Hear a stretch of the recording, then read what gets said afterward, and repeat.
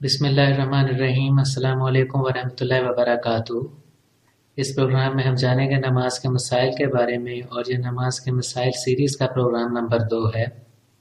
ہم سے سوال پوچھا جا رہا ہے کہ یہ بتائیں کہ اگر کوئی شخص نماز شروع کرنے سے پہلے تکبیر کرنا بھول گیا تو کیا اس کی نماز ہو جائے گی؟ تو اس کا جواب ہے کہ جی بالکل، اس شخص کی نماز ہو جائے گی اور اسے دوبارہ سے نماز پڑھنے کی ضرورت نہیں ہے۔ اور اگر باجماعت نماز ادا کرتے وقت تکبیر اس نے نہیں کہی تو بھی اس کی نماز ہو جائے گی۔ ہاں، یہ ضروری ہے کہ نماز شروع کرنے سے پہلے نیت ضرور کی جائے۔ مزید ہم سے سوال یہ کیا جا رہا ہے کہ یہ بتائیں کہ مسجد میں جو صف بنائی جاتی ہے، اس میں ہم دیکھتے ہیں کہ لوگ اپنے ساتھ بچوں کو بھی لے آتے ہیں۔ تو یہ بتائیں کہ بچے کی کیا عمر ہو کہ اسے صف میں کھڑا کیا جائے یا باجماعت نماز کے لیے اس کو صف میں ساتھ ملا لیا جائے؟ دیکھیں، اس کا جواب یہ ہے کہ 7 سال یا اس سے زائد عمر بچے کی ہونی چاہیے کہ اسے صف میں کھڑا کیا جا سکے۔ اگر آپ زیادہ چھوٹے بچے کو اپنے ساتھ مسجد میں لے جائیں گے تو وہ آپ کی نماز میں بھی رکاوٹ بنے گا اور باقی نمازیوں کو بھی تنگ کرے گا۔ نمازیوں کا دھیان نماز سے ہٹ جائے گا۔ بعض بچے نماز میں شرارتیں کرتے ہیں، بعض بچے جو زیادہ چھوٹے ہوتے ہیں وہ اس حد تک کر دیتے ہیں کوئی ایسا کام کہ جس سے نمازیوں کی نماز خراب ہو جاتی ہے۔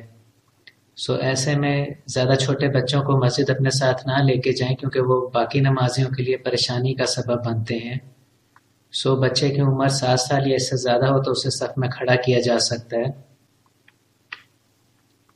ہم سے سوال کیا جا رہا ہے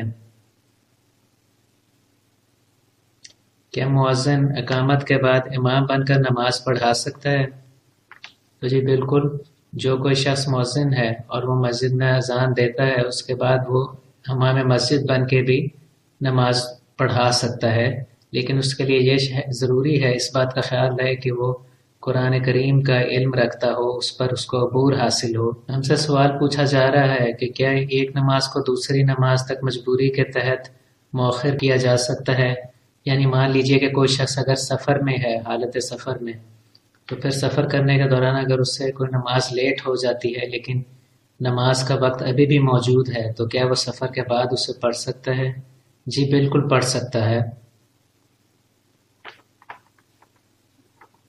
ہم سے سوال پوچھ رہے ہیں ایک بھائی صاحب، ان کا یہ کہنا ہے کہ کچھ لوگ خطبے کے دوران پیچھے مڑ کر مسجد میں آنے والوں کو دیکھتے ہیں اور کئی دفعہ اپنے واقف لوگوں کو یا اشارے کرتے ہیں یا اٹھ کر ان سے ہاتھ ملانے چلے جاتے ہیں، کیا یہ سب جائز ہے؟ دیکھیں، اس طرح کے کوئی حرکات و سکنات مسجد میں جائز نہیں ہیں۔ جب امام صاحب خطبہ دے رہے ہوں تو آپ پورے اپنے فوکس کے ساتھ، پورے دھیان کے ساتھ خطبہ کو سنیں، خاموشی کے ساتھ، ادب کے ساتھ مسجد میں بیٹھیں۔ یہ نہ دیکھیں کہ مسجد میں آپ کا کون واقف کار آ رہا ہے اور نہ ان سے آپ کسی قسم کی باتیں کریں یا گپیں لگائیں۔ بعض حضرات کو دیکھا گیا کہ وہ صرف مصافحہ ہی نہیں کرتے، ساتھ ہی وہ کچھ نہ کچھ بات چیت بھی لوگوں سے شروع کر دیتے ہیں۔ تو یہ سب درست اعمال نہیں ہیں، ان سے یہ سب آداب مسجد کے خلاف ہیں۔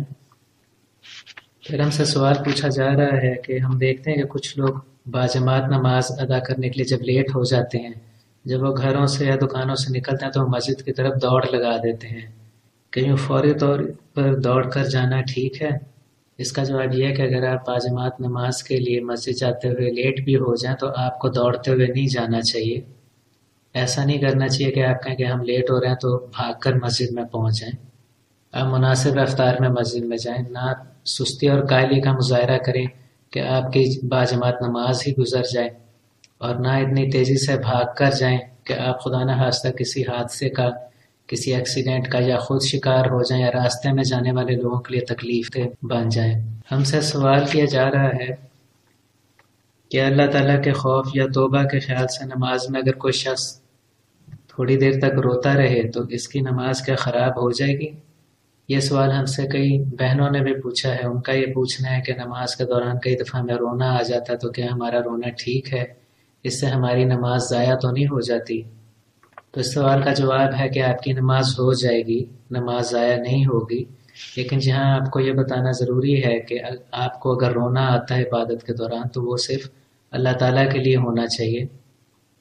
بعض دفعہ ایسا بھی دیکھا گیا ہے کہ کسی شخص کو اگر رونا آتا ہے تو وہ کہتا ہے کہ وسوسوں کی وجہ سے رونا آ جاتا ہے۔ کچھ لوگوں کو رونا آ جاتا ہے دنیاوی زندگی کا سوچ کے، یا ان کے ساتھ کوئی ناانصافی یا ان کی حق تلفی ہوئی ہوتی ہے، اس کو سوچ کے ان معاملات کو لے کر وہ لوگ رونے لگ جاتے ہیں، یا ان کا کوئی عزیز جو فوت ہو گیا ہوتا ہے اس کو سوچ کے روتے ہیں، یا کوئی اور اپنے مسائل سوچ کر نماز کے دوران یا قرآن مجید کی تلاوت کے دوران بھی لوگ رونے لگ جاتے ہیں، اس سے البتہ آپ کی عبادت ضرور خراب ہو جاتی ہے، آپ کی عبادت باطل ہو جائے گی، مکروہ ہو جائے گی۔ لہٰذا اگر آپ کو عبادت کے دوران رونا آتا ہے تو صرف اللہ تعالیٰ کے لیے آنا چاہیے، اپنے گناہوں پہ شرمندہ ہو کر آنا چاہیے، تو اس میں کوئی حرج نہیں ہے۔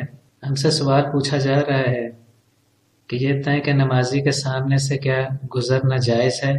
یعنی جب ہم گھر میں نماز ادا کر رہے ہوں یا کسی ایسی جگہ جہاں صفیں نہ ہوں، نمازی تنہائی میں نماز پڑھ رہا ہے اور پھر کوئی شخص اس کے سامنے سے گزر جاتا ہے، تو کیا یہ ٹھیک ہے؟ دیکھیں، نمازی کے سامنے سے گزرنا ناجائز ہے، ایسا کرنے والا گناہ کا مرتکب ہے، نمازیوں کے سامنے سے گزرنا حرام ہے۔ ہم سے سوال پوچھا جا رہا ہے کہ یہ بتائیں کہ نماز کے بعد لوگوں سے مصافحہ کرنا، یعنی ان سے ہینڈ شیک کرنا، ان سے ملنا ملانا، کیا یہ ثواب کی بات ہے؟ لیکن اس کا جواب یہ ہے کہ سنت رسول صلی اللہ علیہ وآلہ وسلم میں ہمیں کہیں اس کا ذکر، کوئی اس کی نشاندہی نہیں ہوتی۔ اس کا سنت میں ہمارے پاس کوئی حوالہ نہیں کہ آپ نماز سے فارغ ہوں تو لوگوں سے مصافحہ کریں تو آپ کو ثواب ہوگا۔ ایسا کوئی فعل جو کہ بدعت میں شامل ہونے کا خدشہ ہو، بہتر ہے کہ اس کام سے بچا جائے۔ لہٰذا جب آپ باجماعت بھی نماز ادا کر کے ہٹیں تو آپ نمازیوں سے مصافحہ نہیں کریں گے، کیونکہ ایسا کرنا بدعت میں شمار ہو سکتا ہے۔ لیکن یہاں یہ یاد رہے کہ جب آپ عیدین کی نماز پڑھتے ہیں، عید الفطر کی یا عید الاضحیٰ کی، تو اس کے بعد مصافحہ کرنے میں کوئی حرج نہیں۔ ہم سے سوال پوچھا جا رہا ہے کہ باجماعت نماز کے مکمل ہو جانے کے بعد لوگ اونچی آواز میں درود شریف اور استغفار پڑھتے ہیں، کیا یہ صحیح ہے؟ تو اس کا جواب یہ ہے کہ جی، یہ صحیح ہے۔ نماز کے بعد آپ درود شریف پڑھ سکتے ہیں، اور سب سے مقبول، سب سے افضل درود شریف درود ابراہیمی ہے۔ یہ تھا ہمارا پروگرام نماز کے مسائل کے بارے میں۔ اگر آپ نے ہمارے چینل کو ابھی تک سبسکرائب نہیں کیا تو پلیز سبسکرائب کریں۔ اس ویڈیو کو آپ لائک اور شیئر کریں تاکہ زیادہ سے زیادہ لوگوں کو اس کا فائدہ پہنچ سکے۔ کمنٹ سیکشن میں اپنے کمنٹس دیں۔ حاضر ہوں گے آپ کی خدمت میں ایک نئے پروگرام کے ساتھ۔